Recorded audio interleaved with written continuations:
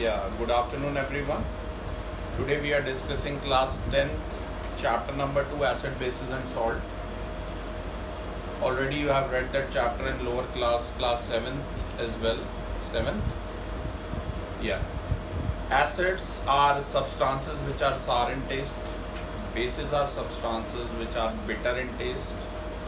ऐसे substances जो खट्टे होते हैं टेस्ट में वो acids होते हैं, जो कड़वे होते हैं खाने में वो बेसिस होते हैं, और जो सॉल्टी होते हैं टेस्ट में वो सॉल्ट्स होते हैं। ये सबसे बेसिक डेफिनेशन है जो आप सीख सकते हैं। सबसे बेसिक डेफिनेशन है ये जो आप सीख सकते हैं क्लास। अब बात करें, ये सब आपने लोअर क्लासेस में पढ़ा ही है। मैं लखमीर सिंह से आपको ये चैप्टर करा रहा हूँ, तो जैसे जैसे उसमें टॉपिक्स गिवन है वैसे वैसे हम मूव ऑन करेंगे। जैसे सबसे पहला टॉपिक है इंडिकेटर्स। ये पूरा थ्योरेटिकल चैप्टर है क्लास। अगर आपको इसके नोट्स चाहिए तो आप कमेंट बॉक्स में लिख सकते हैं, मैं गूगल फॉर्म से अपलोड कर दूँगा नोट्स। इंडिकेटर्स की बात करें, इंडिकेटर ऐसे सब्सटेंसेस होते हैं जो अपना कलर चेंज करते हैं जब उन्हें एसिडिक या बेसिक सॉल्यूशन में पुट किया जाता है। तो definition says indicators are substances which change their colour when they are put in acidic और बेसिक सॉल्यूशन। इंडिकेटर है लिटमस पेपर जो लाइकन नाम के प्लांट से मिलता है, मिथाइल ऑरेंज, फिनोफ्थलीन, ये सब इंडिकेटर्स हैं। ठीक है। इंडिकेटर एक तरह की डाइज होती हैं जो अपना कलर चेंज करती है when it is put into an acid और अ बेस। इंडिकेटर हमें ये भी बताता है क्लास कि कोई भी सब्सटेंस एसिड है या बेस है। वन बाय वन बात करेंगे। लिटमस पेपर आप सबसे कॉमन इंडिकेटर है। ये पेपर की फॉर्म में भी अवेलेबल होता है लैब में, और ये सॉल्यूशन की फॉर्म में भी अवेलेबल होता है। दो कलर्स में आता है, ब्लू और रेड लिटमस पेपर कहते हैं। ब्लू लिटमस पेपर जो होता है वो एसिडिक सॉल्यूशन को रेड कर देता है, और रेड लिटमस पेपर जो होता है वो बेसिक सॉल्यूशन को ब्लू कर देता है। एनसीईआरटी में एक क्वेश्चन भी है इस पर, आप देखना चाहें तो पेज नंबर है 18 में एनसीईआरटी में एक क्वेश्चन है, मैं रीड कर देता हूँ आपके लिए। You have been provided with 3 test tubes. One of them contains distilled water and the other 2 contain an acidic solution and a basic solution respectively. If you are given only red litmus paper, how will you identify the contents of each test tube? देखो यहाँ पर आपको 3 test tube given है, एक में acid solution है, एक में बेसिक सॉल्यूशन है, और एक में न्यूट्रल होगा सॉल्यूशन। डिस्टिल्ड वाटर है तो न्यूट्रल होगा, राइट। तो आपको सिर्फ रेड लिटमस पेपर दिया गया है और आपको बताना है कौन सी टेस्ट ट्यूब में एसिडिक सॉल्यूशन है, कौन सी में बेसिक सॉल्यूशन है और कौन सी न्यूट्रल है। तो बड़ा आसान है, वन बाय वन आप रेड लिटमस पेपर एक एक टेस्ट ट्यूब में डालेंगे क्लास। जिस टेस्ट ट्यूब के अंदर रेड लिटमस पेपर ब्लू हो जाएगा वो कौन सी होगी? वो बेसिक सॉल्यूशन होगा, क्योंकि मैंने पहले ही बताया था basic solution turns red litmus paper two blue. और जिसमें अब ब्लू हो गया आपका वही वाला पेपर जो रेड लिटमस पेपर था, अब आप उसको उठा के बाकी दोनों टेस्ट ट्यूब में डालेंगे। अगर आप बाकी दोनों टेस्ट ट्यूब में डालेंगे क्लास, तो जिस टेस्ट ट्यूब के अंदर ब्लू लिटमस पेपर रेड हो जाएगा वो एसिडिक सॉल्यूशन होगा, और जिसमें कोई चेंज नहीं होगा वो डिस्टिल्ड वाटर होगा, यानी कि न्यूट्रल सॉल्यूशन होगा। जो डिस्टिल्ड वाटर होता है वो प्योर न्यूट्रल सॉल्यूशन होता है। तो लिटमस पेपर कोई नई चीज़ नहीं है। टाइम मिला तो मैं ये सारे प्रैक्टिकल आपको करके एक अलग से वीडियो बनाऊंगा, ठीक है ना। When I get these chemicals, litmus paper तो इजीली आपको मिल जाएगा। जैसे जो बच्चे एनआईटी में रहते हैं, या अपना बीआर केमिकल्स करके शॉप है यहीं पर ही पास में ही, शनाई रेस्टोरेंट के पीछे पोस्ट ऑफिस के पास, तो वहाँ से आप लिटमस पेपर ख़रीद सकते हैं। और फिर अलग अलग एसिड और बेस तो बेटा घर पे अवेलेबल ही होते हैं। जैसे बेकिंग सोडा किचन में पड़ा होता है, मीठा सोडा भी कहते हैं, वो एक बेस है, और एसिड भी आता ही है, ठीक है ना। तेज़ाब को एसिड होता है, that is used as a toilet cleaner. पर बड़ी सावधानी के साथ आपको ये प्रैक्टिकल्स करने हैं, क्योंकि एसिड बर्न भी कॉज हो सकता है। तो इस चैप्टर में ये सब हम सीखेंगे। तो मेरा बस यही सजेशन है, बगैर टीचर के मतलब सब हेल्प के बगैर प्लीज़ ऐसे ना करना, क्योंकि 10th क्लास में, क्योंकि एसिड बर्न भी हो सकता है एसिड के केस में। एक और इंडिकेटर की बात करूंगा क्लास में। दूसरा इंडिकेटर है मिथाइल ऑरेंज। पेज नंबर 53 पर हूँ मैं लखमीर सिंह में। अगर आपके पास लखमीर सिंह है तो आप साइट देख सकते हैं। मिथाइल ऑरेंज इंडिकेटर जो है वो रेड कलर देता है। किस में? एसिडिक सॉल्यूशन में। ये आपको लर्न करना है सारा कि methyl orange solution gives red colour in acidic solution and it gives yellow colour in basic solution. ये याद रखना है कि अगर मिथाइल ऑरेंज मैंने आपको इंडिकेटर दिया और आपने किसी एसिडिक सॉल्यूशन में डाला तो आपको रेड कलर ऑब्टेन होगा, तो हमें पता चल जाएगा हाँ भाई ये एसिडिक का सॉल्यूशन। और अगर आपने methyl orange indicator basic solution में डाला तो वो येलो हो जाएगा, राइट। इसके अलावा एक और इंडिकेटर है फिनोफ्थलीन, लिखते इसे फिनॉल फैथलीन है, प्रोनाउंस इसे एल साइलेंट है, फिनोफ्थलीन कहते हैं। फिनोफ्थलीन इंडिकेटर जो होता है ये कलरलेस होता है एसिडिक सॉल्यूशन के अंदर, और पिंक कलर, बहुत ही डार्क पिंक कलर देता है ये बेसिक सॉल्यूशन में। ये पाउडर्ड फॉर्म में भी अवेलेबल होता है लैब में, केमिस्ट्री लैब में।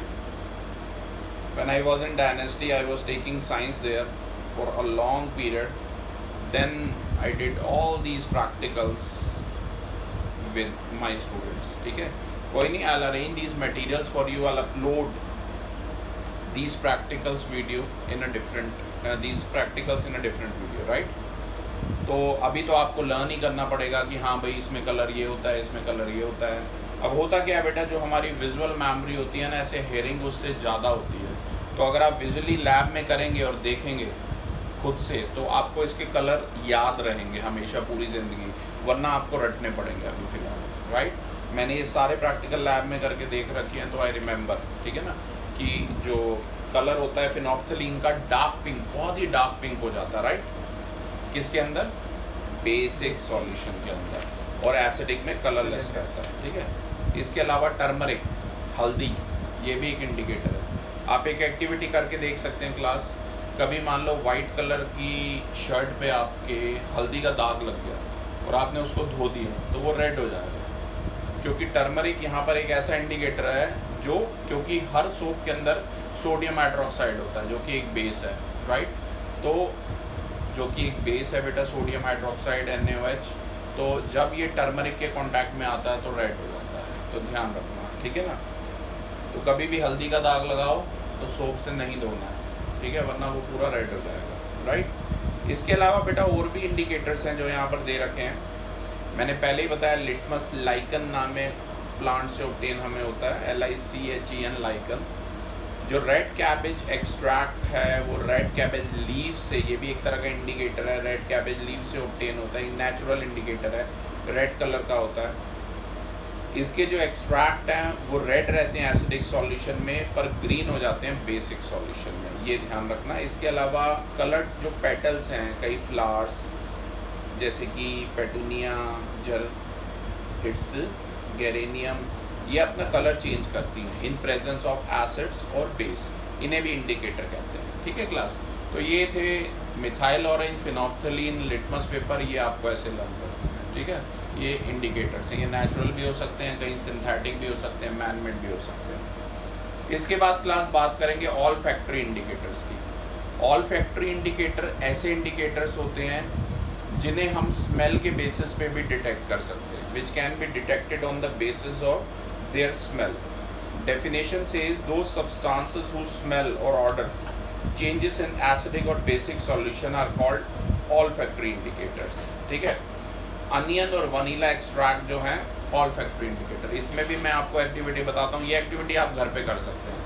आपको करना क्या है, एक वाइट कलर का हैंकी लेना है, अनियन जैसे पाव भाजी वाला कट करके रखता है ना, ऐसे छोटे छोटे अनियन कट के रखने हैं, हैंकी के अंदर रखने हैं।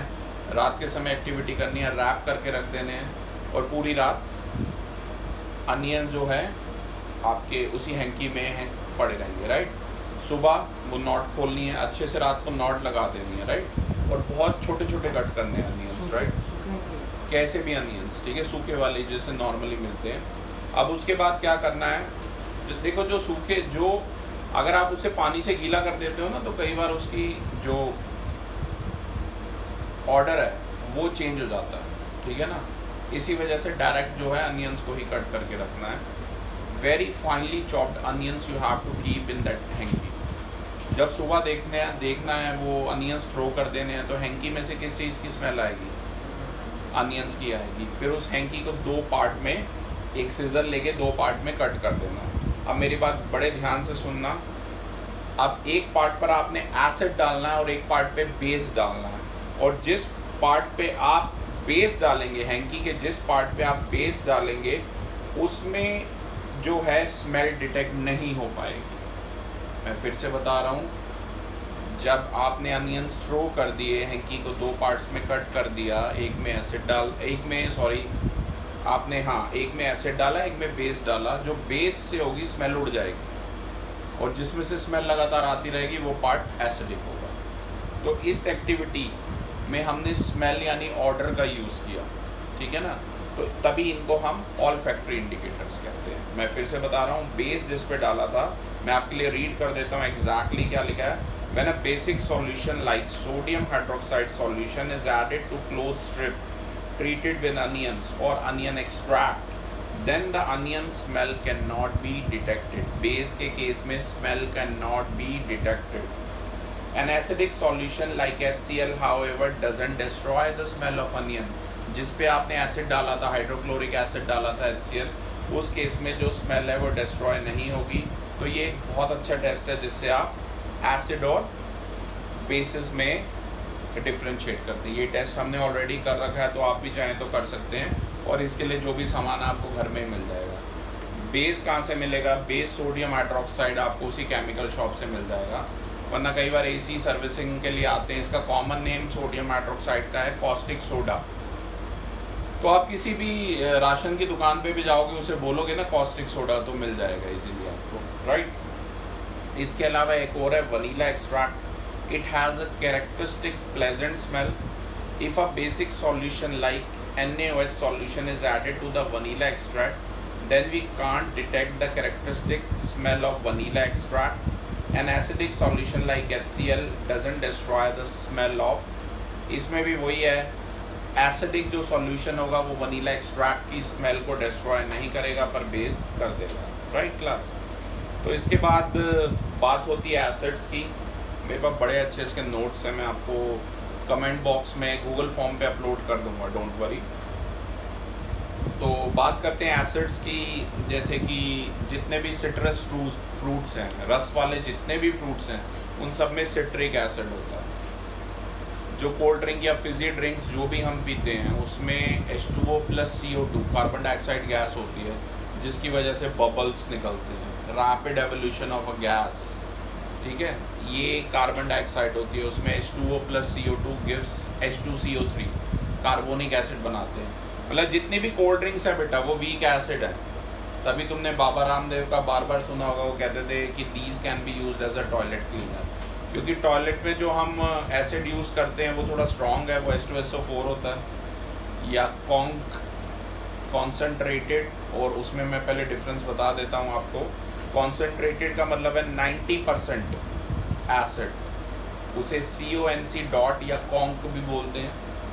डाइल्यूट का मतलब है DIL डॉट, उसमें 90% वाटर है और 10% एसिड है। कहने का मतलब है जिसमें एसिड की मेजॉरिटी ज़्यादा है वो कॉन्सेंट्रेटेड है, और जिसमें वाटर की मेजॉरिटी ज़्यादा है वो डाइल्यूट है, राइट।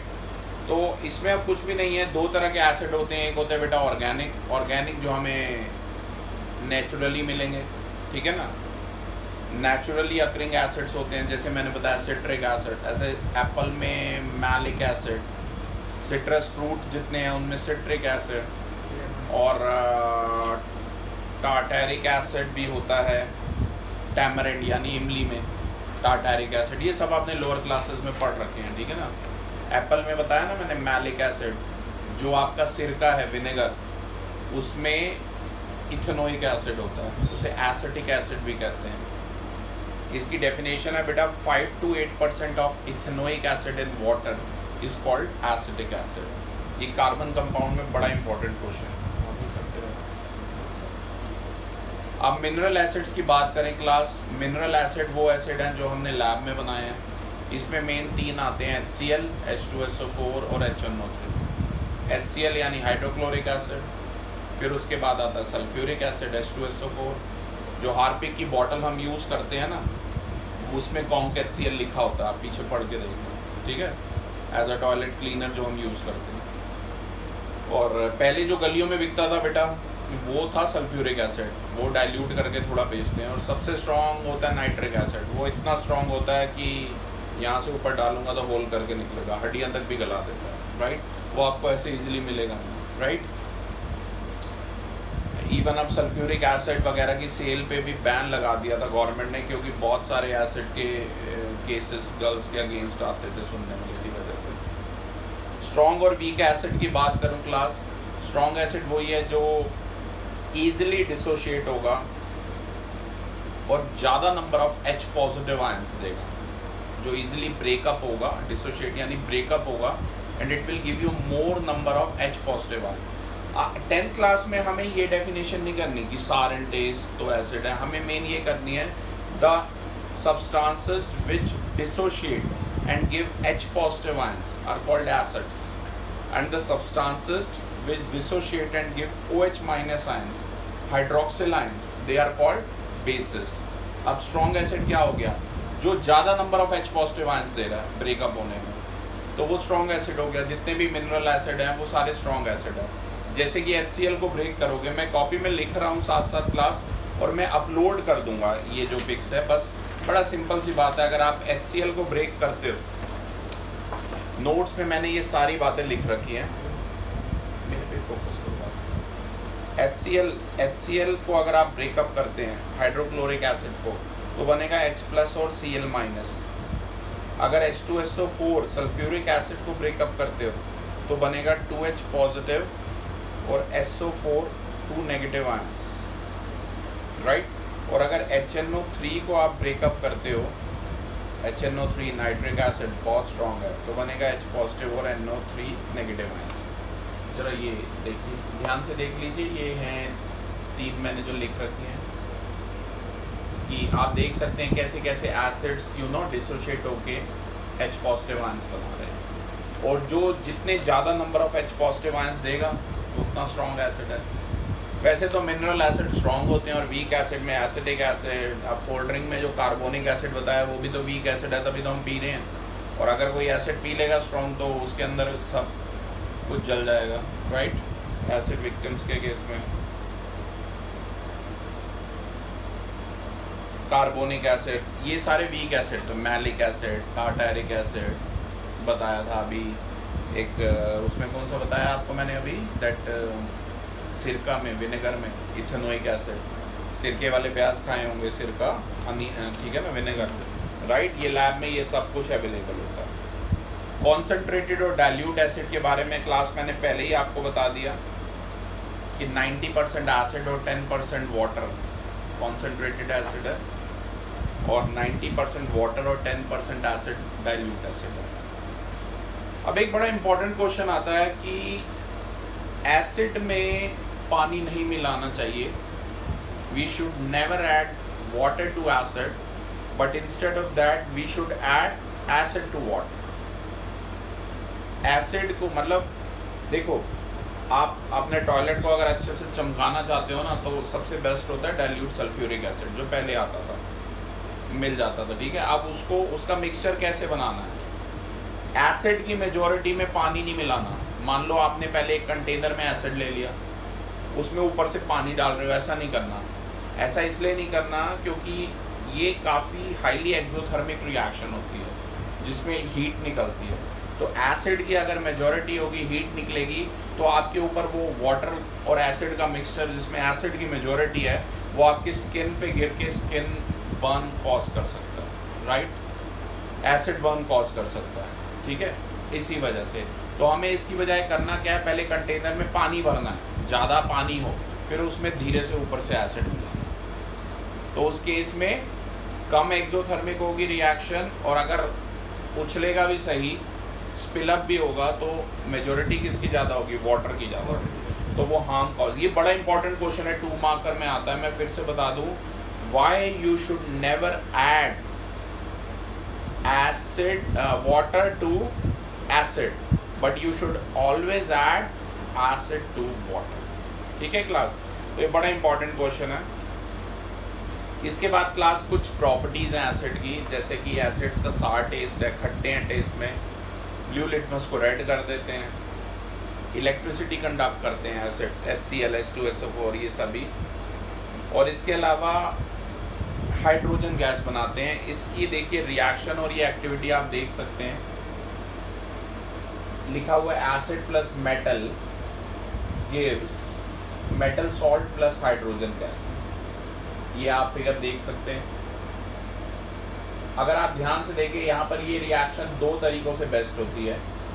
यहाँ पर मेटल को जिंक लिया गया है, Zn plus HCl gives ZnCl2 plus H2, zinc chloride बनेगा और हाइड्रोजन गैस बनेगा। और अगर यही सेम रिएक्शन क्लास आप करना चाहते हो, ये मैंने पहले देखो HCl के साथ करनी है बेटा, तो कॉन्सेंट्रेटेड HCl लेना। बाकी तो वैलेंसी क्रिस क्रॉस कंसेप्ट आप मेरे बाकी वीडियोस में देख सकते हैं, अगर नहीं देखे हैं तो। जिंक क्लोराइड बनेगा प्लस हाइड्रोजन गैस बनेगी। और देखो H2SO4 इसने डाइल्यूट लिया, Zn plus H2SO4 gives ZnSO4 plus H2 बनेगा। ये गैस यहाँ पर पास कर रखी है एक कंटेनर में से, और उस कंटेनर में पानी भरा हुआ है, और जब गैस पास होगी हाइड्रोजन गैस, तो bubble formation will take place. इसके अलावा एक और एक्टिविटी है जो मैंने चैप्टर 1 में आपको बताई है कि आप क्या कीजिए, एक बर्निंग मैस्टिक ले जाइए इसके पास। अगर पॉप साउंड प्रोड्यूस होता है, ऐसी आवाज़ आएगी पूरी, बहुत तेज़ आवाज़ आएगी। अगर पॉप साउंड प्रोड्यूस होगा तो वो एसिड है, और अगर एज इट इज़ जल रही है, जैसे जल रही है बर्निंग मैस्टिक, तो वो ऑक्सीजन गैस है, और अगर बुझ जाती है तो CO2 गैस है, राइट। तो क्लास में बड़ी इंपॉर्टेंट एक्टिविटी है। Zn plus dilute H2SO4 gives ZnSO4 plus H2। इसके बाद भी क्लास कुछ इक्वेशंस दे रखी हैं जिसके बारे में हम डिस्कशन करते हैं। जैसे पहली इक्वेशन है metal carbonate plus acid gives salt plus CO2 plus H2, और दूसरी है मेटल हाइड्रोजन कार्बोनेट। ये पेज नंबर 58 पर दे रखे हैं लखमीर सिंह में, आप देख सकते हैं साथ साथ। पहली है मेटल कार्बोनेट, गरिमा पढ़ेंगे आप प्लीज, जोर से पढ़िए। Metal carbonate plus acid gives acid plus carbon dioxide, और दूसरी metal hydrogen carbonate plus acid gives salt plus CO2 plus H2O भी होगा, राइट। दोनों ही केसेस में क्लास देखो, अब यहाँ तो सोडियम कार्बोनेट के साथ दिए हैं, आप प्लीज़ खुद लिख सकते हैं, मैं बोल रहा हूँ Na2CO3 सोडियम कार्बोनेट जब HCl से करेगा तो क्या बनाएगा, NaCl बनाएगा प्लस CO2 बनाएगा। पहली इक्वेशन है सोडियम कार्बोनेट Na2CO3 जब HCl से करेगा तो बनाएगा NaCl plus H2O plus CO2। फिर बेकिंग सोडा यानी कि NaHCO3 जब वो HCl से करेगा तो बनाएगा NaCl plus CO2 plus H2O। ध्यान रखना, हर केस में CO2 प्रोड्यूस हो रही है, मतलब ब्रिस्क एफरवेसेंस वर्ड आएगा, rapid evolution of a gas, लगातार गैस निकलेगी, that is called brisk effervescence. ऐसे ही कुछ इक्वेशन होती है लाइम के साथ। लास्ट चैप्टर में हमने पढ़ा था Ca plus O2 gives calcium oxide, जिसे लाइम कहते हैं। यही कैल्शियम ऑक्साइड जब वाटर के साथ रिएक्ट करता है तो बनाता है कैल्शियम हाइड्रोक्साइड, यानी कि CaOH होल ट्वाइस, राइट। ये बनाता है CaOH होल ट्वाइस। मैं यहाँ पर बुक में लिख रहा हूँ, पहली है Ca plus O2 gives CaO, और दूसरी है CaO calcium oxide plus water gives calcium hydroxide. आप ये बॉटम में देख सकते हैं, मैंने लिख रखी है क्लास।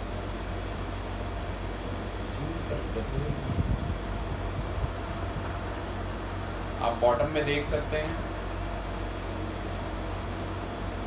कैल्शियम हाइड्रोक्साइड बन गया। इसके बाद कैल्शियम हाइड्रोक्साइड की बेटा CO2 से कराई है तो बना कैल्शियम कार्बोनेट यानी कि CaCO3 प्लस H2O। फिर क्वेश्चन आता है इसी CaCO3 की अगर एक्सेस अमाउंट ऑफ वाटर और CO2 से कराई है तो बनेगा कैल्शियम बाइकार्बोनेट यानी कि Ca bracket HCO3 whole twice. ये एक सॉलिड होता है, टेस्ट ट्यूब के उस पर सेटल अप हो जाएगा कैल्शियम बाइकार्बोनेट। तो ये चारों याद रखनी है आपने, राइट। अब इसके बाद क्लास आता है जैसे कई बार हम खाना ज़्यादा खा लेते हैं या बाहर का खाना खा लेते हैं तो एसिडिटी हो जाती है, तो उस केस में हमें क्या करना चाहिए ओवर ईटिंग के बाद? बेकिंग सोडा भी हम ले सकते हैं क्योंकि वो एक बेस होता है, वो न्यूट्रलाइज कर देगा एसिड के इफेक्ट के। इसके अलावा आप इनो वगैरह यूज़ करते हैं, और मैग्नीशियम हाइड्रोक्साइड की भी एक मेडिसिन आती है, एंटासिड भी ले सकते हैं, राइट? तो कभी भी ज़्यादा एसिडिटी हो जाए तो। अगली इक्वेशन क्लास आपको पता ही, एसिड और बेस जब मिलते हैं तो सॉल्ट और वाटर बनाते हैं। बड़ी इजी इक्वेशन है, एसिड ले लो HCl, बेस ले लो NaOH, जब ये कंबाइन करेंगे तो बनाएंगे NaCl+H2, राइट? ये बड़ी है। और अगर नेक्स्ट है एसिड अगर मेटल ऑक्साइड के साथ रिएक्ट करते हैं तो भी सॉल्ट और वाटर बनाते हैं क्लास, जैसे कि कॉपर ऑक्साइड CuO लिया है मैंने यहाँ पर, पेज नंबर है 60, plus HCl give CuCl2+H2। Acid का नेचर कोरोसिव होता है, आपको पता ही है कि अगर एसिड आपके क्लोथ, वुड, मेटल कहीं भी गिर जाए तो उसको ख़राब कर देता है। डायरेक्ट स्किन पे गिर जाए तो एसिड बर्न हो सकता है, जैसा कि आप इन पिक्स में देख सकते हैं। एसिड बर्न किसी के हैंड पे हुआ है, वो पिक दिखा रही है। एसिड्स के साथ खेलना नहीं है, लैब में बड़ा सीरियसली बिहेव करना है। नॉटी जो बच्चे हैं उनको तो मैं अलाउ ही नहीं करता हूँ केमिस्ट्री लैब में खासकर, क्योंकि बेटा आप कोई बच्चा भी अगर दूसरे बच्चे पे एसिड गिरा देता है तो जेल टीचर को पहले होगी, ध्यान रखना, ठीक है? बच्चे तो माइनर करके शायद बच भी जाएं, तो ये टीचर की ही रिस्पॉन्सिबिलिटी है। तभी लेबॉर्ट्री में जो शरारती तत्व हैं केमिस्ट्री लैब में खासकर उन्हें ना ही लेके जाएं तो अच्छा है। जितने भी टेररिस्ट हैं जो यही केमिस्ट्री की बेसिक इन्फॉर्मेशन यूज़ करके क्रैक बॉम्ब्स बनाते हैं, सोसाइटी को नुकसान पहुंचाते हैं, वो भी बस नोटोरियस एक्टिविटीज़ में हैं, अपनी पढ़ाई का गलत इस्तेमाल करते हैं। तो क्लास में इतना बता दूं कि जितने भी एसिड हैं डिसोशिएट करने में H पॉजिटिव आयन देते हैं, जितने भी बेसिस हैं डिसोशिएट होके OH माइनस आयन्स देते हैं। स्ट्रॉन्ग एसिड, वीक एसिड के बारे में मैंने पहले ही आपको बता दिया है। एक ये एक्टिविटी है, इसमें हम ये शो करते हैं कि एसिडिक सॉल्यूशन इलेक्ट्रिसिटी कंडक्ट करते हैं। देखिए सेटअप बना रखा है, सेटअप में एक बीकर, कैथोड, एनोड सेटअप करके जो सॉल्यूशन है वो एसिडिक लिया है। इसको आपने चेंज करना है, पहले पानी लेना है, कभी डिस्टिल्ड वाटर लेना है, कभी एसिडिक लेना है, कभी वीक एसिड लेना है, कभी स्ट्रॉन्ग एसिड लेना है। जो स्ट्रॉन्ग एसिड होंगे उनके केस में बल्ब ग्लो करेगा बढ़िया से, जो वीक एसिड होंगे डिम ग्लो करेगा, और डिस्टिल्ड वाटर होगा अगर सॉल्यूशन में तो ग्लो ही नहीं करेगा। तो ये एक्टिविटी आप कर सकते हैं। तो class this was about first lecture. Page number, ये स्ट्रॉन्ग एसिड, वीक एसिड मैंने लखमीर सिंह से आपको पढ़ा दिया है, पेज नंबर 66 तक। आप चाहें तो होमवर्क में ये एक्सरसाइज कर सकते हैं क्लास। Thank you everyone.